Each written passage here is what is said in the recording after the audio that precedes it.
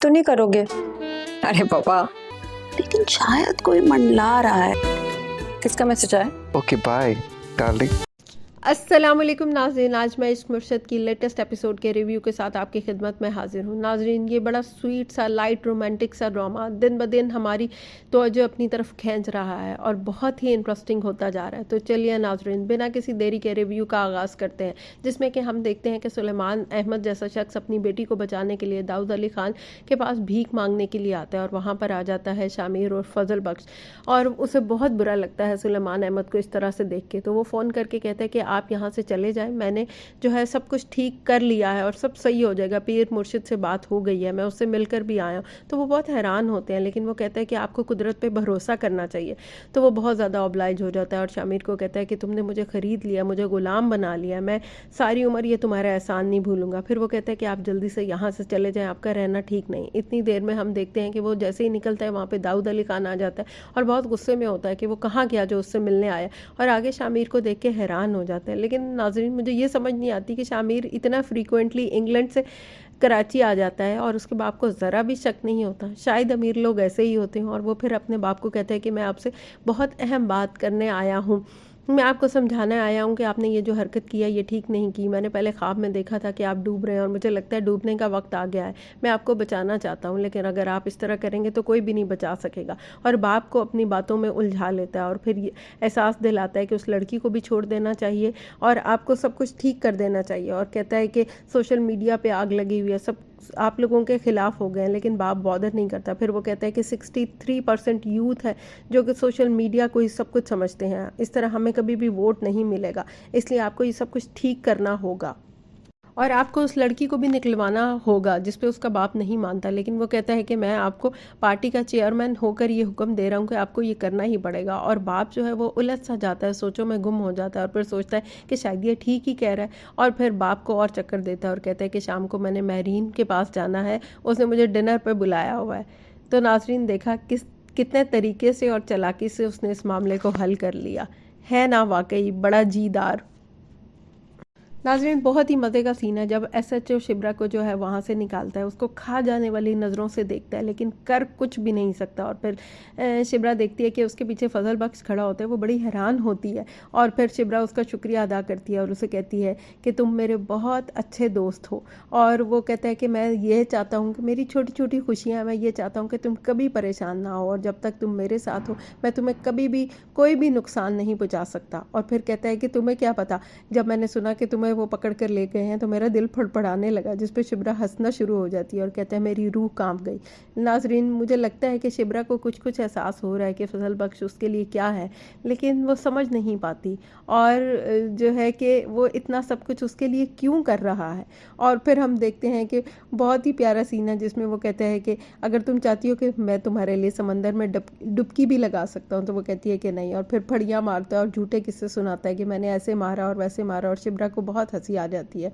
और फिर वो शिब्रा को बताता है कि मैं जो है ना पीर मुर्शिद का अब शुक्रिया अदा करने यहाँ जा रहा हूँ। जब वो घर पहुँचती है तो वो माँ बाप के सामने भी यही बातें करती है और उसका बाप कहता है वो तो है ही सच्चा मौलाई। तो देखें उसने कैसे सुलेमान अहमद को भी अपनी बातों के जाल में उलझा लिया और वो भी नहीं समझ पा रहे कि ये असल में क्या है, फजल बख्श है या शामिर है। फिर हम देखते हैं कि फजल बख्श जो है वो महरीन के घर पहुंच जाता है। महरून उसको देख के बहुत खुश होती है, उसके साथ डिनर करती है, उसका बाप भी उनको ज्वाइन कर लेता है। और फिर वो महरीन कहती है कि मैं तो उस लड़की से बहुत इम्प्रेस हुई हूँ, उसका नाम भी बड़ा अलग से है। वो कहता है उसका नाम है शेरनी और उसने जिस तरह का जुर्रतमंदाना काम किया ऐसा कोई नहीं कर सकता। तो वो कहता है हाँ। तो वो बड़ी हैरान होती है और उससे कहती है कि तुम उसे कैसे इतना जानते हो। तो वो कहता है सियासत की वजह से छोटी छोटी चीज़ों पर नज़र रखनी पड़ती है। और फिर यही कहता है कि कहती है शुक्र है तुमने सियासत का है, मोहब्बत नहीं का। और वो हैरान होकर उसको देखता है, लेकिन वो कुछ कुछ खटक रही है कि ये सब कुछ क्या हो रहा है। लेकिन वो कहती है कि तुम कभी सोचना भी ना कि मैं ऐसा कुछ होने दूंगी। इधर हम देखते हैं कि शिब्रा की माँ जो है वो कहती है शिब्रा के बाप से कि अब हमें शिब्रा की भी शादी कर देनी चाहिए। तो वो कहता है कि कोई रिश्ता है तुम्हारी नज़र में। तो उसकी आंखों में फजल बख्श का सोच के एक चमक सी आ जाती है। फिर हम देखते हैं कि मैरीन का बाप जो है वो उसको कहता है कि शामिर तुम ये बात याद रखना, तुम्हारे मुर्शद साइज जो मर्ज़ी कहें लेकिन उनकी कैलकुलेशन मेरी इक्वेशन के साथ मिलना बहुत ज़रूरी है। तुम समझ रहे हो ना मैं क्या कह रहा हूँ? तो वो कहता है हाँ जी मुझे समझ आ गई है। फिर हम देखते हैं कि सुलेमान शिब्रा को समझाता है कि उसे दाऊद खान से मिलने जाना चाहिए। तो वो कहती है कि मैं हरगिज़ नहीं जाऊँगी, आपको पता है वो कितना मक्कार है और वो अपनी सियासत को चमकाने के लिए ये सब कुछ कर रहा है। लेकिन वो कहता है कि तुम्हें पता है ना, फजल बख्श ने भी कहा था कि हमें इस मामले को खुश असलूबी से हल करना चाहिए, तुम्हें जाना चाहिए ताकि ये सब कुछ ठीक हो जाए। और बाप फिर अपनी बेबसी का ऐलान करता है और बताता है कि जब तुम जेल में थी तो मुझे लगता था कि तुम वहीं रहोगी और मैं कब्र में चला जाऊंगा। अगर फजल बख्श ना होता तो पता नहीं क्या हो जाता। तो नाज़रीन आपने देखा कि हाँ, आम इंसानों की क्या हैसियत है इस मुल्क में, किस किस्म के अमीर लोग अपने आप को क्या समझते हैं। ना उनकी जान, ना उनकी माल, ना उनकी इज़्ज़त की हिफाजत है। जिसका दिल चाहता है जो कुछ मर्ज़ी कर सकता है। बेटियों की तो इज़्ज़त वैसे ही बड़ी कीमती होती है लेकिन उसको पकड़ के जेल में बंद कर दिया। उनके लिए तो वो चाहते थे कि इसको सबक सिखाया जाए, लेकिन ये फजल बख्श ना होता तो वो बाहर ना आ सकती। फिर हम देखते हैं कि सुखी जो है वो शामिर को फ़ोन करके कहती है कि शिब्रा आपके घर आने वाली है। तो वो बिल्कुल बावला दीवाना हो जाता है और जल्दी जल्दी अपनी तस्वीरें छुपाने लगता है। इतनी देर में शिब्रा वहाँ आ जाती है और शिब्रा उसकी बैक साइड देखती है और उसे एकदम कहती है एक्सक्यूज़ मी, और वो छुप जाता है और वो जो है वहाँ से निकल जाता है। फिर दाऊद जो है वो शिब्रा से मिलता है और उसे कहता है मुझे यकीन है कि तुम्हारे बाप ने बहुत मजबूर करके तुम्हें यहाँ भेजा। कहती है हाँ, इसी तरह है जिस तरह आपको भी किसी ने इतना मजबूर किया मुझे यहाँ बुलाने के लिए। और वो उसे बैठने को कहता है लेकिन वो वहाँ बैठती भी नहीं है। फिर हम देखते हैं कि शामिर का फ़ोन आ जाता है शिब्रा को और वो उसको कहता है कि तुम जल्दी जल्दी से उसकी तारीफ़ें करो और यहाँ से निकलने की करो, यहाँ रहना तुम्हारा ठीक नहीं है।